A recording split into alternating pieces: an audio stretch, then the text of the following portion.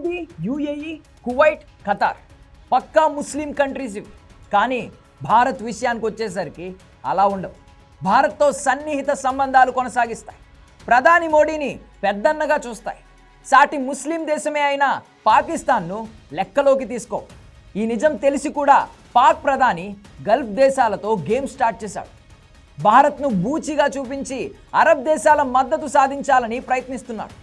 సరిహద్దు ఉద్రిక్తతల వేళ భారత్పై ఒత్తిడి తేవాలని అరబ్ దేశాలను వేడుకుంటున్నాడు. ఇక్కడ ట్విస్ట్ ఏంటంటే కశ్మీర్ వివాదంలో నెల రోజుల క్రితమే పాకిస్తాన్కు బిగ్ షాక్ ఇచ్చింది రియాద్. ఇందుకు సరిహద్దు ఉద్రిక్తతల వేళ పాక్ ప్రధాని గల్ఫ్ దేశాల జోక్యాన్ని ఎందుకు కోరుతున్నారు? భారత్, పాకిస్తాన్లో అరబ్ దేశాలు ఎవరికి మద్దతుగా నిలవబోతున్నాయి? పహల్గాం ఉగ్రదాడికి ముందే పాకిస్తాన్కు సౌదీ ఇచ్చిన జలక్ ఏంటి? టాప్ స్టోరీలో చూద్దాం.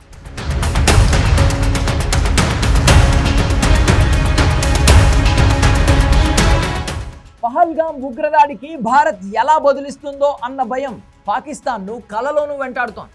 పైకి తమది కూడా న్యూక్లియర్ పవర్ కంట్రీ అని మేకపోతు గాంభీర్యం ప్రదర్శిస్తున్న లోపల ఏం జరుగుతుందో అర్థం కాక ఉక్కిరి బిక్కిరవుతున్నారు పాక్ పాలకులు.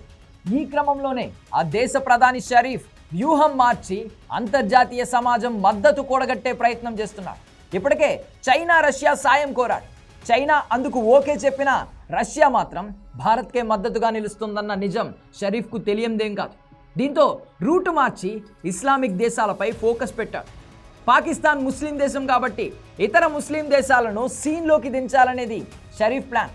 సరిహద్దుల్లో ఉద్రిక్తతలు తగ్గించడానికి భారత్పై ఒత్తిడి తీసుకురావాలని సౌదీ అరేబియా, యుఏఈ సహా ఇతర గల్ఫ్ దేశాలను కోరాడు. పాకిస్తాన్లోని యుఏఈ రాయబారి హమద్ ఒబైద్ ఇబ్రహీం సలేం అల్ జాబీతోనూ, కువైట్ రాయబారి నాసన్ అబ్దుల్ రెహమాన్ జాసన్తోనూ ప్రత్యేక సమావేశాలు నిర్వహించారు. కానీ షరీఫ్ ప్రయత్నాలు వర్కౌట్ అయ్యే సీనే లేదు. ఎందుకంటే భారత్, పాకిస్తాన్లో మీ మద్దతు ఎవరికి అంటే గల్ఫ్ దేశాలు భారత్కే అని చెప్తాయి. సరిగ్గా నెల రోజుల క్రితం కూడా అదే జరిగింది.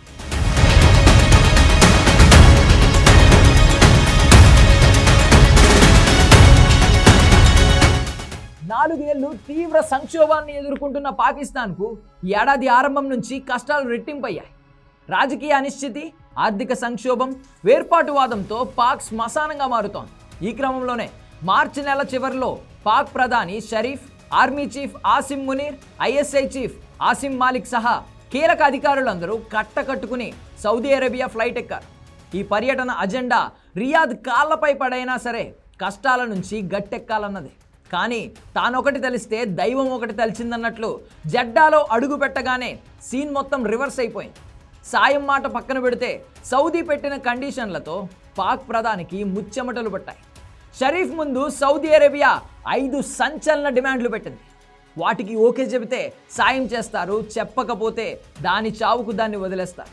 ఇక్కడ ట్విస్ట్ ఏంటంటే సౌదీ పెట్టిన 5 డిమాండ్లకు ఓకే చెప్పినా, నో చెప్పినా పాకిస్తాన్కు కష్టాలు రెట్టింపు కావడం ఖాయం.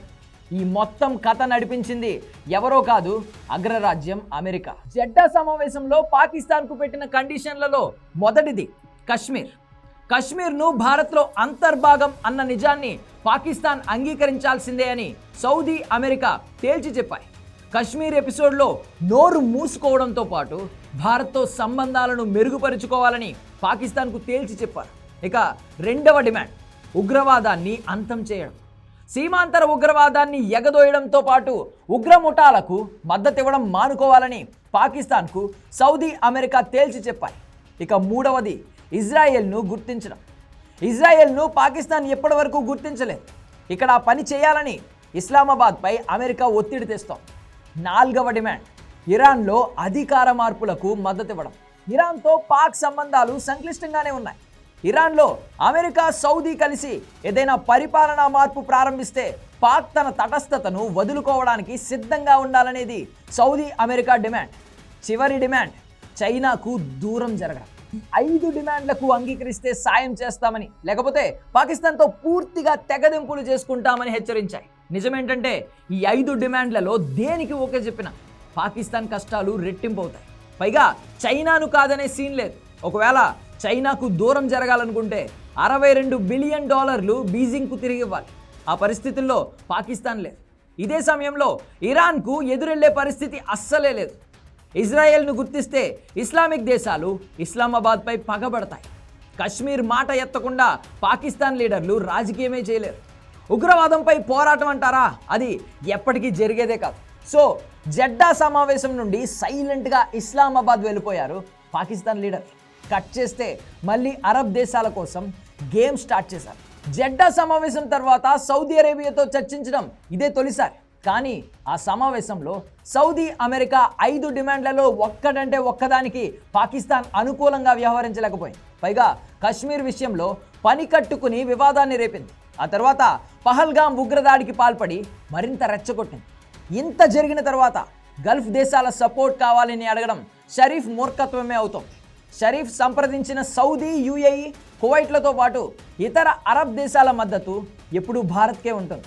అందులో ఎలాంటి అనుమానం అక్కర్లేదు. ఒకవేళ పాకిస్తాన్తో యుద్ధం వచ్చినా ఆ దేశాలు తటస్థంగా నిలుస్తాయేమో కానీ పాకిస్తాన్కు మద్దతుగా నిలవడం మాత్రం కలే. ముఖ్యంగా సౌదీ, యుఏఈ, ఖతర్, కువైట్ వంటి పవర్ఫుల్ ఇస్లామిక్ దేశాలకు భారత్, మోడీతో చాలా సన్నిహిత సంబంధాలు ఉన్నాయి. ఈ నిజం అందరికంటే ఎక్కువ పాకిస్తాన్ పాలకులకే తెలుసు.